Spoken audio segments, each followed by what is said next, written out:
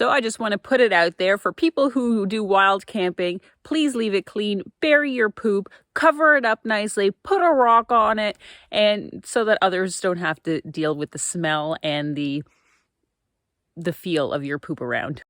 My home's only for the night,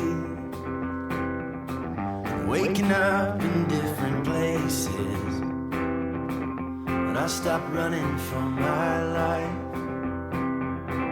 and all the pieces found their places. My heart is home with you.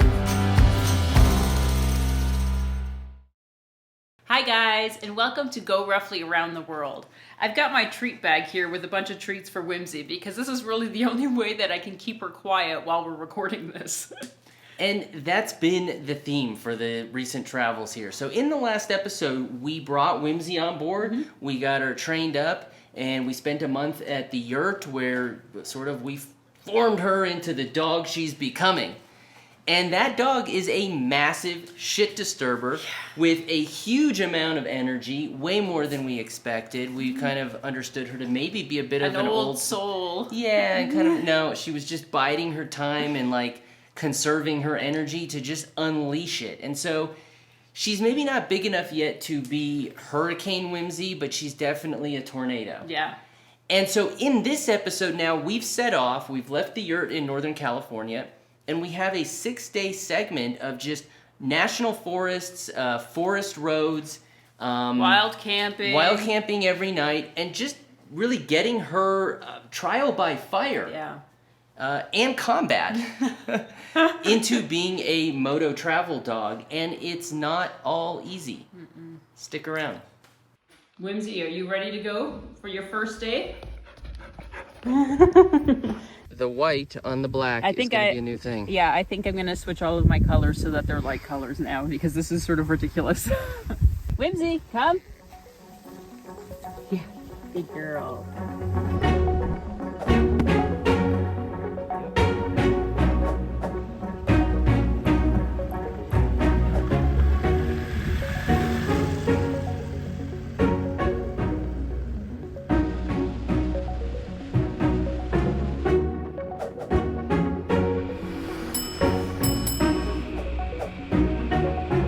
We pulled off the 162 that's leading into the Mendicino National Forest for a little lunch and break for Whimsy. She was fussing for a little bit. We'd been going for about 30 minutes, and it turns out, yep, she had to poop. So she got herself sorted. We had our snack. Most of it for me, last bit for her. Growing, changing, moving, chasing, come alive. Sturdy, steady, we are ready, feel the fight. There are a lot of private lands here that you can't access, which is sort of weird in a national forest. But we were able to find the secondary forest road and then just pulled off because Greg found this like plateau area. Very first thing that we did upon stopping here and deciding we're going to do camp is we did a danger. She's become highly sensitive to it because basically what it means is you're going to get a fistful of whatever goodies I have on me.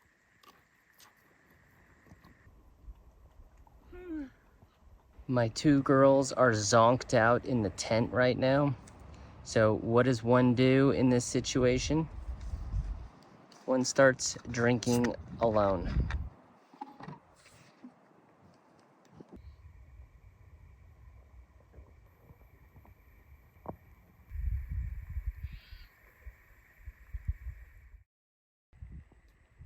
It's been a difficult morning.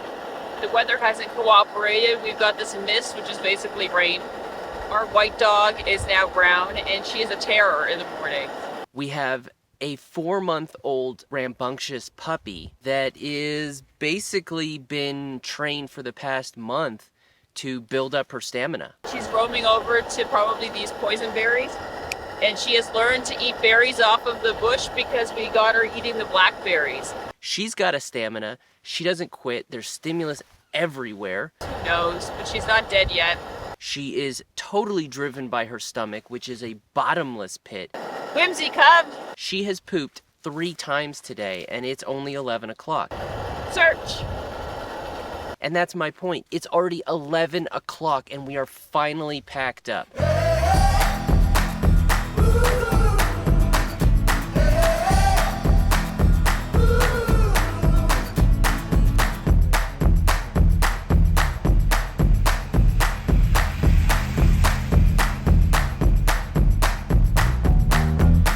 This little river, so we decided to stop by, had a little lunch, and she played around in the water, wanted to eat all of our food, and now she's resting, finally.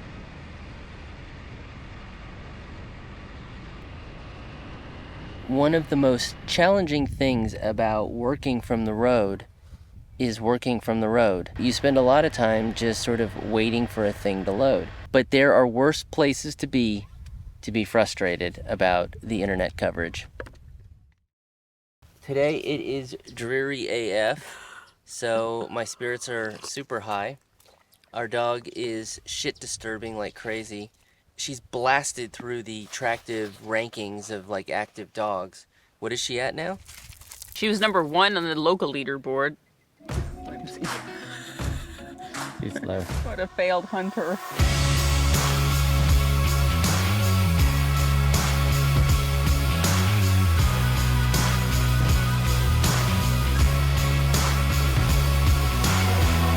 Well, I'm not the one that you wanna be facing,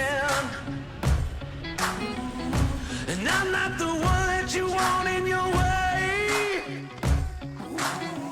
Turned into a long day, but we are now in the National Forest. Which one, I couldn't tell you. We pulled down a forest road and up a forest road and past some pot growing. You got the tarp up because it is sprinkling, so we're gonna cook under here. Whimsy's crappling around over here. We're hucking and we're making camp, and then we're gonna make something hot to eat and drink, and then we're gonna sleep. It sounds really exciting when you just list them off like that. The Giant Loop Tillamook is a great waterproof dog mat in a pinch, but ultimately the roughly Tender Paw Trekker bedroll is a much better, softer, and more cushioned option with a waterproof bottom.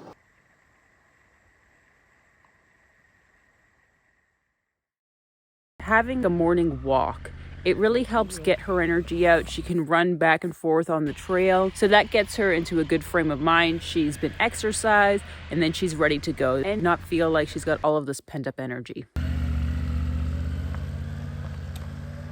I literally just punched myself in the mouth. How did I do that? Pulling the rock strap and like just, you know, it slips and the fist goes right into the face. And now... With the puppy, there's a lot more that goes into it. We ride for shorter distances before we need to take a break. When we take a break, they need to be longer so that she can take a little nap. It does sort of remind you that you need to still take it slow and really take in where you are, what you're doing, and just make sure that you're in a good state of mind so that she's going to be calm and relaxed. I told Greg that we needed to stop and take a bath somewhere. So we stopped here by the river. So we're finally going to plunge in.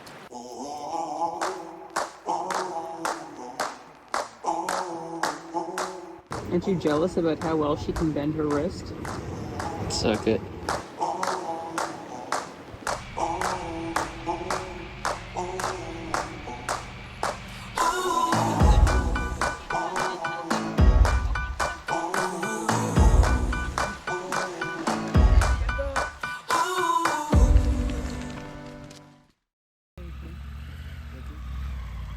Probably took us like 3 hours to get camp packed up and ready to go in the morning. How do you pack up camp when you've got a rambunctious puppy like Whimsy who wants to get involved in everything and thinks everything is a game?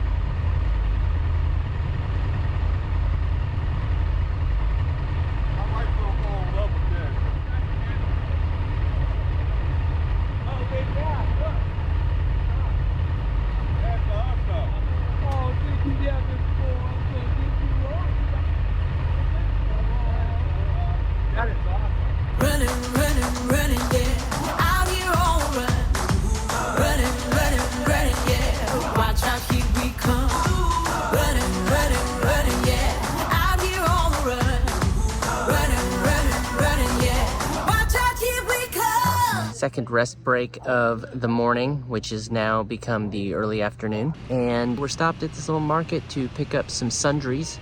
First one was about half hour in because Whimsy needed to poop, and she definitely lets you know when she needs to. It's just up to you to listen.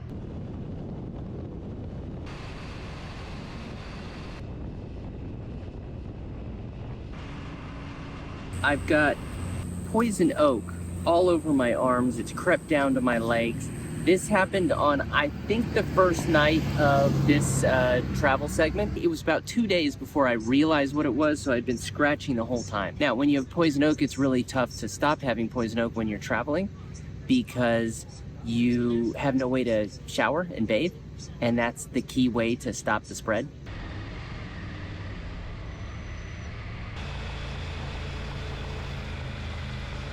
Number two, I have a wound. It's a gaping wound, and this is because after a couple shots of moonshine last night, yes, moonshine, Jess bought me moonshine, I went down to a little creek by the campsite, and it was about this much of a drop, and I'd been jumping down to do that, and this time I thought, well, I've had a couple, I shouldn't jump down. So instead I tried to like sort of step, and of course my foot went right out from under me. All my dishes and everything that I was going to clean went flying, and my headlamp and everything, and I came down obviously like this on the bad hand and did it beautifully. I mean, totally ugly, but beautifully. If there's like a moment when you sort of know, okay, that injury is behind me, that was it.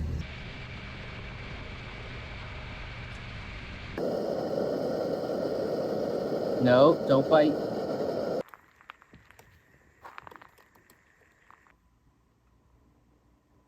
We're gonna go full snout. It's all at the bottom.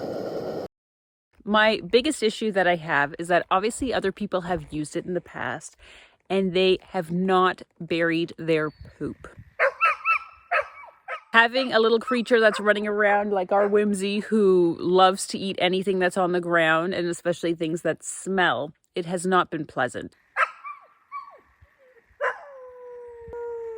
She'll get herself caught up, but then she's really figured out where the pull is coming from and is able to sort of backtrack and find her way out of it so that she can loosen it.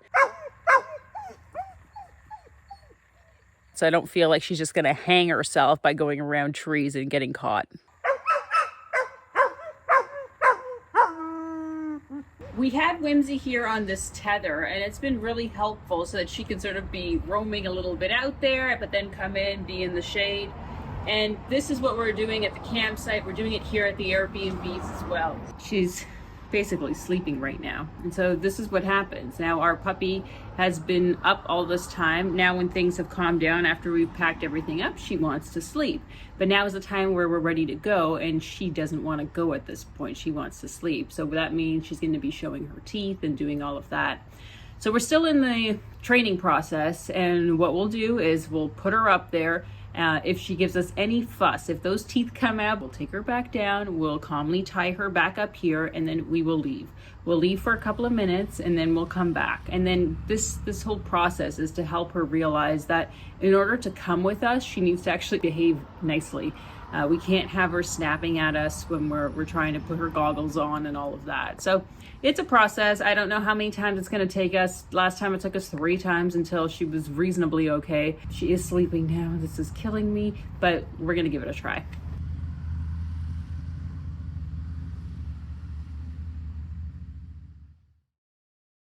One, two, three, four. We're at a rest stop. We're on Yes, please. It's a nice campground. It's a dry campground though. Not dry as in there's not alcohol, but as in there's no water. Alcohol we have. They're like bag lady heaps. They're like junk heaps. They're just covered in stuff. Little spookiness because Jess brought up the idea of bears, and there were none. I actually punched myself in the face. I did that. That's your 3-step river bath process. We're having a pack nap. She still needs to put her paw on me. It doesn't make us feel like we're fighting each other and fighting the dog just to get going in the morning. I am suddenly a total calamity. Deep snout penetration. that those would be scratching right up against her forehead, like a bug bite, like a bee sting. So I just want to put it out there for people who do wild camping, please leave it clean, bury your poop, cover it up nicely, put a rock on it, and so that others don't have to deal with the smell and the feel of your poop around.